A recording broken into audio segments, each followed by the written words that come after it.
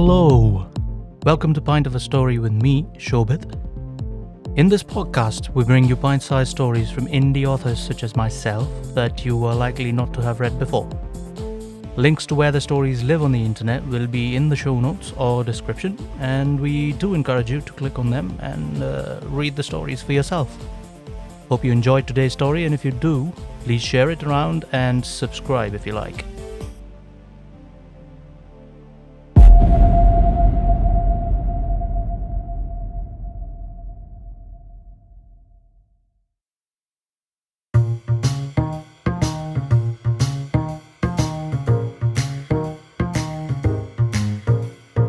Tales of grandeur, immoral and pure, greed and secrets, passion and glory. The pulse is rising, the plot's surprising. You captivated, that's the point of the story.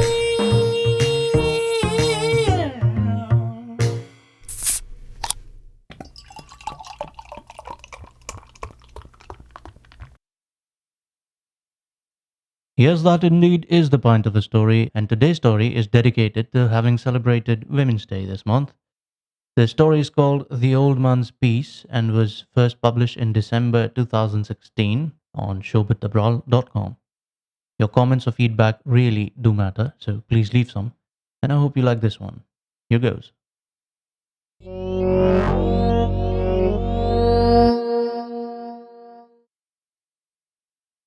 So where is he at? He asked the long-bearded gentleman seated at his table as he set his lunch on it. He was referring to the boss. The man had a habit of disappearing around lunch quite often, only to return and have his lunch late. He was a man respected by all who worked for the small publishing house that was growing in repute within 3 years of being founded. His eye for promising young writers, popularity of their books, and the widely read weekly issue they published had made them one of the leading publishers in the city. Business was booming. "Must be out to meet the old man for his piece for tomorrow," said the man, setting his own lunch on the table as well. "He says he never needs to edit it, but must take care anyway, I think. If there are edits to be made, he must have time before tonight to do it. Otherwise the Saturday weekly won't come out till Sunday." They shared a laugh as others joined in their jest. "Whatever you say, sir, this idea of getting lunch in the office is revolutionary," commented someone. "We can leave early for work without waiting for the wife to cook for the day and get fresh hot food right on time. She needn't worry for me either. I'm getting home-cooked meals after all. Nobody in Calcutta has heard of anything like this before. So what if they pay $1 less a month? There is nothing against this provision in the times that we're living in. It is the beginning of the 20th century after all. Everything is expensive." Another man joined them, dragging his table over to theirs. "My brother-in-law works in Delhi," he said. "He's sure no one there has heard of such a provision either. I say it's a blessing, sir. I get to eat with you gentlemen here and learn a thing or two even as I eat." "Come now," said the bearded man. "You always find a way of making others feel good. Sometimes I wonder if you aren't the mystery old man the boss gets his content from." "Me? No, sir. It takes years of experience to write like that. Did you read his last book?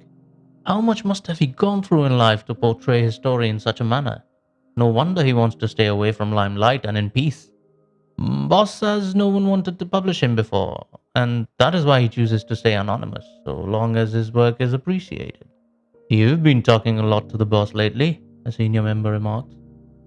"They are not really right when they say flattery will get you everywhere, I hope you know." Everyone laughed.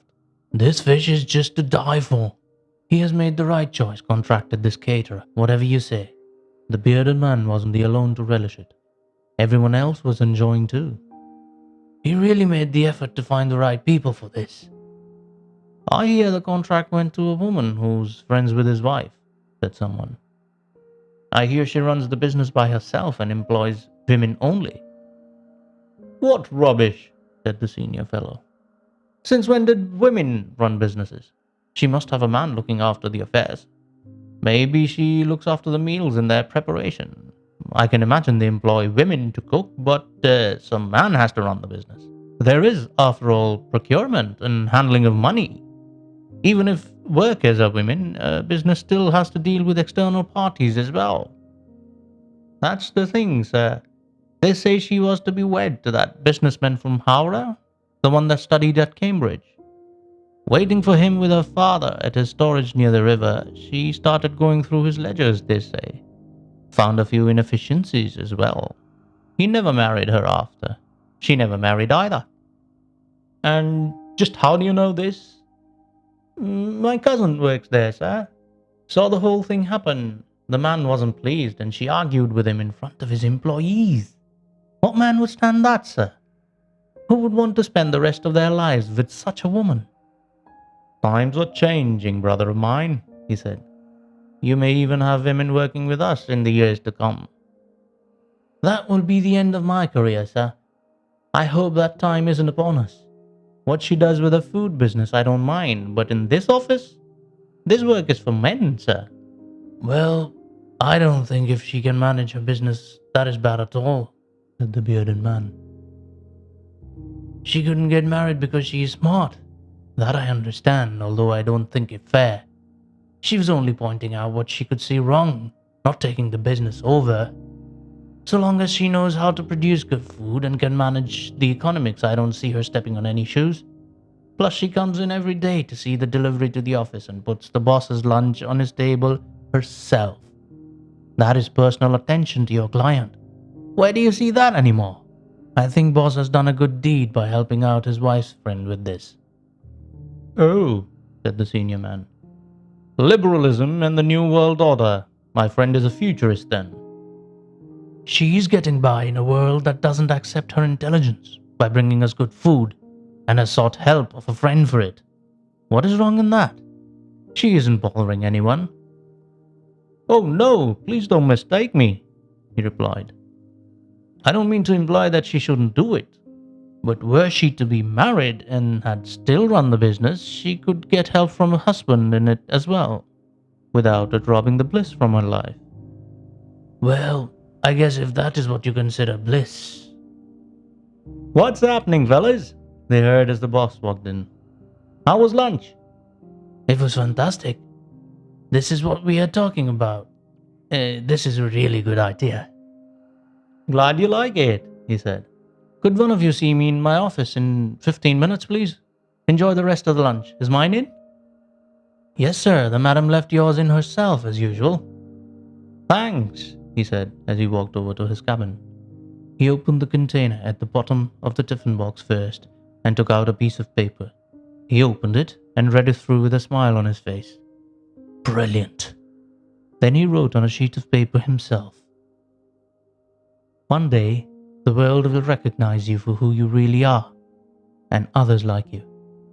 One day, you shall publish with your name at the bottom of these articles and still enjoy the same accolades as your work does now. That day is not far from upon us. You remain forever not only my wife's friend, but mine too. He slipped it back into the container and started with his lunch. The bearded man came in as he was finishing. He handed the paper he got from the tiffin box and said, Here, the old man's piece for the weekly tomorrow.